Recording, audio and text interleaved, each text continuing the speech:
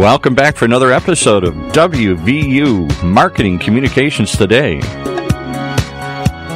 Live from West Virginia University, a syndicated show that sits squarely at the intersection of data-driven decision-making and modern marketing practices. Michael Lynch is the host today, a professor from DePaul University. Recently serves as the director of loyalty marketing and market research at Let Us Entertain You. If for no other reason than that, we're bringing him on here because that's got to be the most clever name I've ever heard. Like lettuce that you eat. Let us entertain you. I love it. Welcome, Michael. Hey, how's it going today? I tell you, working for Let Us Entertain You, it was a company that definitely had a sense of humor. I can see that. What did they do? What was Let Us Entertain You? We have a little bit over 100 restaurants, mostly in the Chicago market, some in D.C., some in California, some in Minneapolis, St. Paul, and I always forget, Las Vegas, of course. Vegas, great restaurants out in Las Vegas. Right. So you did market research for them, and what were they trying to figure out? What items work, what customers come into places, what improvements they could make? Actually, it had a lot to do with getting people to come back. Oh, okay. I was very much involved in customer relationship marketing, and my tagline was, it's not my responsibility to get them through the door. It's my responsibility to get them back through the door. I've never heard that before. That's interesting. Yeah, all right. And go ahead. I was just going to say, I hope we'll do a show on that someday because I think loyalty marketing is a misunderstood. There's so much effort into the initial get them in, do anything, coupons, ads, whatever, and then we never worry about we never even track or worry about if they come back again. I could not agree with you more. It's a very important topic. And repeat visitation, repeat buying is really where most profits come from. Well, today you're going to talk about something else that I don't think gets enough attention here. Can you see me now? Defining the unique attributes that make up your personal brand. Boy, I don't think most of us think we have a personal brand, particularly if we work in corporate America here. But you're gonna dispel that notion today here. Well, if I'm not going to dispel it, I know Hugo Pérez will. We're very lucky today to have Hugo Pérez with us, and he's going to talk to us today about personal branding. And there's been a lot of chat lately with the advent of the internet, the advent of social media, that many organizations feel that they're losing the ownership of their brands. They feel that the ownership of their brands have been turned over to their customer. Hugo, how are you doing today? I'm good. Thank you very much for having me on. Oh, it's absolutely my pleasure. Thank you for being on today. How exactly does one create a personal brand? I mean, what is all this chat about personal brands? Is it really necessary? Well, you know what you said at the beginning of your definition of this topic today, the rise of the digital era is really what all this buzz is about. Ever since the rise of the digital era, we've become more connected than ever before. And particularly over the last 10 years or so, we've gone from having to hand out business cards everywhere we go to being in this always connected world where, it's easy with the swipe of a phone to find out all the information about people around you. So this idea of having to know who your personal brand is or what your personal brand is has really taken hold. And it's something that's become almost necessary for us to better define ourselves, at least if we're trying to engage in the world around us and sharing opinions and being hired and just being relevant in the marketplace. So I like to say you don't have to define yourself, but for better or for worse, we now live in a world that can and will define you if you don't. Wow, that is really amazing. Does everybody really need a personal brand, or how does somebody really identify what their personal brand is? I would tell you, no, everyone doesn't need a personal brand unless you want to be relevant and engaged and be known for what you want to be known for, particularly those of us that work in the business place, in the marketplace. As I mentioned, the world around us is defining people, just cursory looks at people. So you don't have to work at developing your personal brand, but the sheer essence, the sheer value of what you do day in or day out is going to define it anyway. So having a little forethought, a little bit more of front of mind thinking about what your personal brand is and how you're being perceived might be worthwhile for you to consider since others are already doing it for you. Is personal branding really about selling something, or being a salesman, or could an architect or an accountant have a personal brand? Well, personal branding is definitely becoming a monetized opportunity nowadays. In essence, defining your personal brand is more about having clarity on who you are and the value that you provide and what you see in yourself and what others see in you. So hopefully people get that this is more than just selling something or more than just social media status. It's more about defining who you want to be. So can an architect have a personal brand? Most definitely, because if I'm an architect that wants to be hired, I want people to hire me because they know the value I bring. Maybe I have a modern aesthetic that everyone should be aligned to, and that's the kind of people that I want to work with. By defining my personal brand, I'm able to have people see me that way. So, I would say there are things that we should be considering in ourselves and how we're being perceived in the world, so that we can be most effective in who we want to be. But it's not always about selling a specific product or a business. I like to think it's more about unlocking opportunity or potential. It's delivering your brand clearly and consistently so that you can create a memorable experience in the minds of people you interact with, and can open doors for yourself to new opportunities. Sometimes that means a payday. Other times that might mean access to experiences or an ability to influence or to shape the culture around us. I recall, and I've told my children this, that be careful what you put on Facebook, be careful what you put on LinkedIn, be careful what you put on Instagram. Who really is paying attention and who is making judgments on what your personal brand is? Yeah, the cautionary guidance that you're giving your kids is really important, because in some ways everyone is paying attention. We just have to determine who and what matters to us. So the rise of this digital age that we're in over the last 10 years and moving forward means that what we put out there, our digital footprint, will follow us. So in personal relationships, how you're perceived can mean the difference between, a robust dating life or Friday nights at home alone. But professionally, your personal brand helps you be distinguished in the workplace. There are many qualified candidates out there. And so one key way to impress recruiters is to be an authentic, engaged, and unique personal brand out there. Let all the different things that you're doing out into the world and putting out into the digital space define who you want to be in the way that's authentic to you. And, one key way to earn a promotion or to add responsibilities at your workplace or to uncover a new opportunity is by ensuring that your uniqueness comes across to those that you work with. And then I remember that it's all associated with your reputation. Your personal brand is, in essence, your calling card, what you're known for and how people experience you. So it could mean being invited to participate in a cool opportunity or being kept off that list altogether. Now, you bring up something very interesting, which is when I think about branding, I'm thinking about selling something or maybe making something marketable. But you've talked a little bit about branding to the people that are around you, the people you work with, the people who may consider you for a promotion or for an interesting opportunity. Is branding to those, is really creating a brand for yourself, or let's say even changing your brand when you're not looking for a new job, when you're not looking for something new, when you're not looking to sell something? Is changing your brand or maintaining your brand really important? I think being authentic to who you are is always important. So I'm cautious of that word changing your brand, because in essence, who we are should always be the same.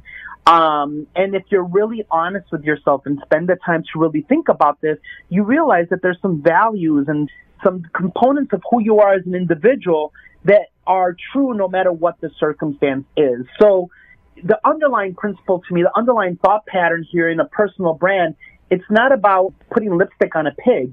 It's not about, trying to be something that you're not. It's about learning how to be your true, authentic self and then using that when needed to leverage for opportunities. A couple of examples come to mind. In the marketing world, if I were to say the name Gary Vaynerchuk, Gary V, many, many people in the marketing world know that name. Why? Because he has taken his personal brand. He's a brash, clear, transparent, direct kind of marketer.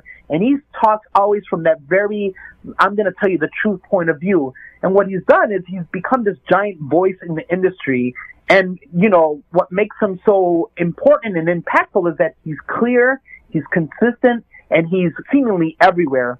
He has certainly leveraged all this recognition to build huge businesses, but really what he's done is be his own true self always. I think also in entertainment, if I mention the name Chip and Joanna Gaines, they've built this gigantic empire of home renovation and home building. But in essence, if you were to break down who they are, they would probably say they're all about family first and creating family experiences. And so they've been authentic to who they are. And by being authentic, it's built opportunity. So we've got to be conscientious of that as we're considering who we are and how we're putting our brand into the world. And that's when the opportunities come. What can a person do if the brand that they're trying to put out there is not the brand that they're being perceived? You know, maybe I know a lot about database marketing. I know a lot about analytics, but my boss and the people around me, that's not how they see me. They see me as just somebody who writes good copy or makes pretty pictures or is, you know, has great interpersonal skills. How can I really express the brand I'm trying to convey? You know, what's wonderful about the world that we live in today is that there's so many channels to express who you really want to be and who you really are.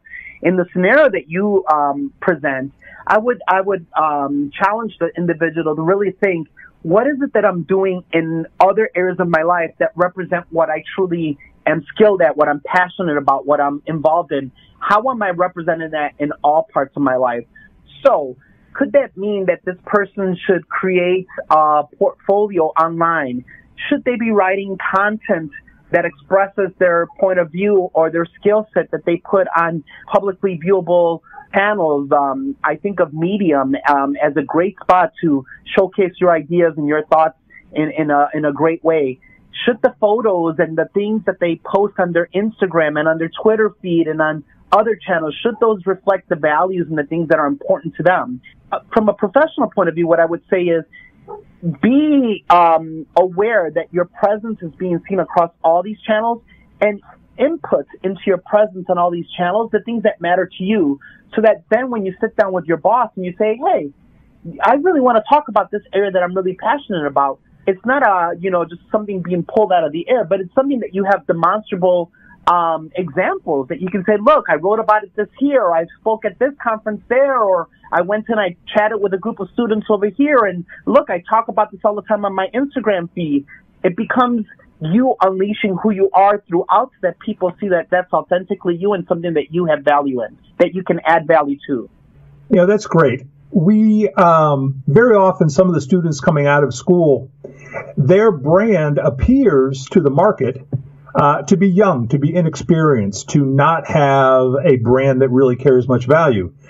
Just briefly, are there any ideas or any suggestions that you could have for somebody who's just entering the work world or entering adulthood, if you will, to really set forth a brand? Yeah, I would tell you, consider these two questions. I would say, ask yourself, what makes you distinctly you? Really spend some time really marinating on that question and really pulling out the essence of what makes you distinctly you. And then number two, what can you offer that provides value to those that encounter you? So once you know what makes you you, and then how to take that and add value to others, you have the starting point of a great personal brand that can be used to unlock opportunities for yourself. Excellent, Hugo. Thank you so much. We're going to take a little break now, but when we come back, we're going to talk a little bit about the components of what makes up a personal brand and how you can fit not only your personal life, but also your professional life into what makes you you. And while you're pondering those questions, we want you to remember that today's program is brought to you by West Virginia University's online data marketing communications program, the first graduate program of its kind in the country, focusing on strategic thinking, critical problem solving, and informed decision making.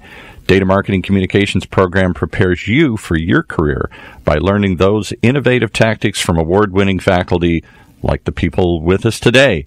You can learn more. Just go type in these letters, DMC for Data Marketing Communications, DMC.WVU for West Virginia University, DMC.WVU.edu. 9 letters that'll change your life, DMC.WVU.edu. All right, and after they've typed that in, they can find out more about conversations like this that can change your life. You know, I have one quick question for you guys here. Does anybody teach? You're at DePaul University, and we're talking about West Virginia University and all these places. I've never seen a course on personal branding. They don't make you think about your personal brand when you're in college, do they? Hugo, you want to take that one first? Well, I personally have guest lectured on personal branding at universities, and, you know, I'm available to continue to talk about this, but I haven't seen an ongoing course semester long or anything like that yet established, although there's many organizations and courses and masterminds and things that are teaching personal branding all over the world. I agree. I think it is an area that is very, very important and probably is something that should be considered by advisors and other career counselors in the university environment to help the students to understand why they're working so hard for the degree, why they're working so hard to get ahead, and exactly how they need to market themselves. Because I think one of the best assets and the most important assets that one has to market is oneself. And I think having that kind of training or that kind of input in a university environment would be very, very helpful. But let's move on, Hugo. Let's talk for a second about what are the components of one's personal brand. Great. So let me just reaffirm then what was said right before the break in terms of the 2 questions to ask to get to that. What makes you distinctly you, and what value does that offer to the world? In essence, when we boil down what a personal brand is, you could say that those are the key components or the key things that contribute to uncovering what's in your personal brand. But then when we look at it in the broader sense of literal components, what are the things you've got to think about? You've got to think about things as far and wide as the voice and the tone that you use in terms of how you communicate to the world, the channels that you're engaging with. You should look at your personal look and feel. You know, frankly, a lot of people forget that how you literally look impacts your personal brand as well. Are there unique things about you that define you, who you are, even when people don't hear you or see you? And then you start thinking about how it is that you contribute what you contribute. Are you a writer? Are you a speaker? Are you someone that creates content? Are you someone that consults or gives strategy? Are you someone that, you know, is just a thought leader, shares esoteric kind of things that have a lot of deep value to them? So all these various things become a part of that persona, and they're all individualized because it depends on what you bring to the table. But it all starts with understanding what makes you you and what value do you give out. And, you know, I'll tell you, a lot of my colleagues that work in this space and coaching people on personal brand will probably agree that we've come to realize that the true value of uncovering your personal brand is determining how you can provide value to others. Because when others sense that there's a value that you have to give, it makes you more important, it makes you more worthwhile to engage with, and it highlights your personal brand all the more. I can see where this really fits in the components of what I have to offer in a work environment. But what about my personal passions? What about the things I love to do outside of work? Can I really work that into creating my personal brand? Absolutely. You know, while what you do or what you talk about changes and evolves over time in the workplace, and the business world needs might change from time to time, who you are at your core should remain the same. The components of what makes you you, your values, your personality, your story, and your passions should remain pretty consistent. You know, if it moves you and if it defines your why, then you should figure out how to fit it into your story. And the reason I'm confident that these things stay the same is because otherwise we would live in a world, kind of a schizophrenic world, where every time you engage with someone, you're trying to figure out who they are and how do I relate to them. And that's not really the case. By and large, we tend to be who we are all the time. So let's just be reflective, introspective, figure out what moves us, and put that as part of our story as we're sharing our personal brand. And your personal passions, oh my gosh, they need to be a part of that because they allow you to be authentic and transparent. And, they allow you to be conscious and passionate as you craft a career that you want. No, that's really great. I know that not everybody came to listen to Shakespeare today, but what I'm hearing from you is what I remember from Hamlet: to thine own self be true, and as the day follows the night, you can be false to no man. It sounds like the best brand, and probably some of the best brands out there in the world, are true to themselves. They're authentic, they're consistent, and they give the buyer what they're anticipating, and the buyer's not disappointed when they interact with that brand. But is this a short-term strategy, or is this a long-term strategy? Is this something you need to be aware of throughout your life and keep developing, or is it just like one and done? I gotta get it done and get out of here? Personal branding is both short and long-term. In the short term, it's about capitalizing on what you have to offer right now and figuring out the best and most unique ways to present that to the world so that it begins unlocking the opportunities you're seeking. And that can be professional or personal because you're just trying to be, like you just said, in the words of our friend Shakespeare, you're trying to be true to yourself. And so when you can understand who you are and what you want to get out of the world, you can relax into yourself, and you're not playing a role anymore. You're just comfortable with what you have to offer, and you're maximizing those opportunities. In the long term, it's about your legacy, really. What do you want people to know you for, and how will people talk about you when you're not in the room? Will they even talk about you at all? But I believe that by defining your authentic, transparent, personal brand, you have the opportunity to shape the narrative of who you are in this world. And to me, that's really powerful. That's great. You said something about appearances, too. And just briefly, something that I've heard or something I've been told is that I should always dress for the next job or dress for the job that I want to get promoted to. Is the way you look, and I guess the other way to put it is, how do I use my appearance to maximize the transmission of what my brand really is all about? Well, our parents and our grandparents were taught that, a business suit, a tie, a formal dress is how you work in the business place. In today's world, there's a little more room to express your personality. So I would say, as you consider your appearance, it's not about a gimmick. It's not about adding a little trick or a little pop of something here and there that's not who you are. But it's about discovering those things about your personal appearance that you enjoy, that you celebrate regularly, whether or not someone is watching, and figuring out how can I make that an ongoing part of who I am. So if you were to see me on an ongoing basis, all my friends would tell you I own about 30 different scarves, and I use them year long. And in the winter, in the summer, it doesn't matter. I'm a scarf guy. So that becomes a little kind of mnemonic. When people see me, oh, that's the scarf guy. Hopefully they'll connect the scarf guy with a great storyteller and a great brand marketer and a great strategist. But it's the scarf that gets them in the hook in their brains to connect them with me, and that's great. That is great. Just really quickly, what is your connection to West Virginia University and the data marketing communications? I spent many years as an adjunct there teaching in the online graduate program, a variety of courses on marketing and digital marketing and things like that. So I've enjoyed a great relationship there. I want to say something like 6 or 7 years teaching all sorts of students there. And so it's a great program and a great place to learn and get prepared for the future. Excellent. And thank you again, Hugo. We want to thank Hugo Pérez for being our guest today. And I think we've talked about some things today that we all can put to use right away. And again, thank you, Hugo. Thank you. You've been listening to another episode of right here from West Virginia University, WVU Marketing Communications Today. Right here in the Funnel Radio Network for at-work listeners like you.